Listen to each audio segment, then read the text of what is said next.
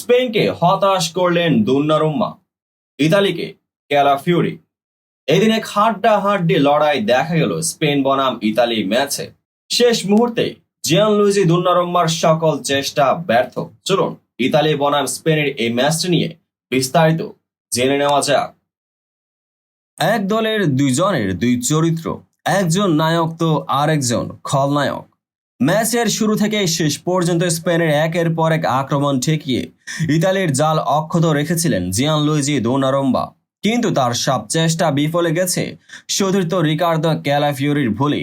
এই ডিফেন্ডারের আত্মঘাতী গোলে ম্যাচ হেরেছে ইতালি।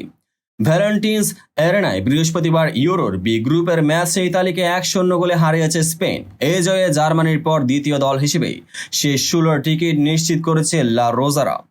পুরো ম্যাচে একক আধিপত্য ছিল স্পেনের। প্রথমার্ধে তো কোনো পাত্তাই পায়নি ইতালি।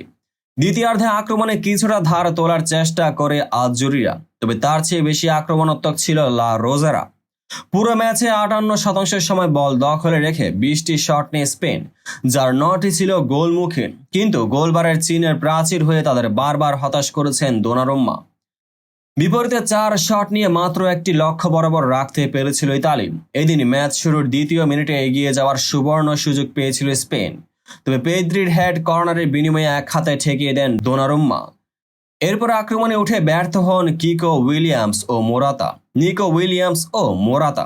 25তম মিনিটে দারুণ কারিকুরিতে প্রতিপক্ষের একাধিক খেলোয়াড়কে পরাস্ত করে বক্সে ঢুকে পড়েন 16 বছর বয়সী ফরওয়ার্ড লামিন ইয়ামাল। তবে তিনি শট নিতে ব্যর্থ হন, বল পেয়ে যান মোরাতা, যে শট ঠেকিয়ে দেন দোনারুম্মা। 52তম মিনিটে দারুণ সুযোগ নষ্ট করেন পেদ্রি। কুকুরিয়ার পাস 6 গজ দূরত্বে পেয়েও জালের বাইরে শট নেন তিনি। শেষমেশ 55 মিনিটে সাফল্যের দেখা পায় স্পেন, তবে সে সাফল্য কৃতিত্ব প্রতিপক্ষ ডিফেন্ডারের। বা প্রান্ত থেকে উইলিয়ামসের নেয়া শটে হ্যাট নেন মোরাতা। দোনারুম্মা ঝাঁপিয়ে ঠেকানোর চেষ্টা করে ব্যর্থ হন। বলের গতিপথ ছিল ডান প্রান্তে। তার আগে গোলবারের সামনে অঘটন ঘটিয়ে বসেন রিকার্দো ক্যালাফিওরি। নিয়ন্ত্রণ হারিয়ে বল পায়ে লাগিয়ে জালে জড়ান তিনি। 3 মিনিট পর ব্যবধান বাড়ানোর সুযোগ পেয়েছিল স্পেন, কিন্তু মোরাতার জোরালো শট কর্নারের বিনিময়ে ঠেকিয়ে দেন দোনারুম্মা। 71তম মিনিটে উইলিয়ামসের জোরালো শট বারে লেগে ফিরে আসে। 4 মিনিট যোগ করার সময়ও দারুণ দুটি আক্রমণ করে স্পেন, কিন্তু এবারও ইতালির গোলবারের প্রাচীর হয়ে সব ঠেকিয়ে দেন দোনারুম্মা। শেষ পর্যন্ত 1-0 ব্যবধানে শেষ হয় ম্যাচ। ক্রোয়েশিয়ার পর ইতালিকে হারিয়ে বি গ্রুপ থেকে শেষ 16 নিশ্চিত করেছে স্পেন। 2 ম্যাচে 3 পয়েন্ট নিয়ে টেবিলে 2 অবস্থান করছে ইতালি।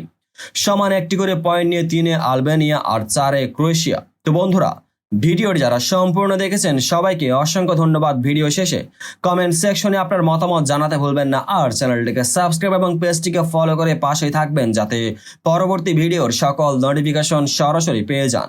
দেখা হবে পরবর্তী ভিডিওতে।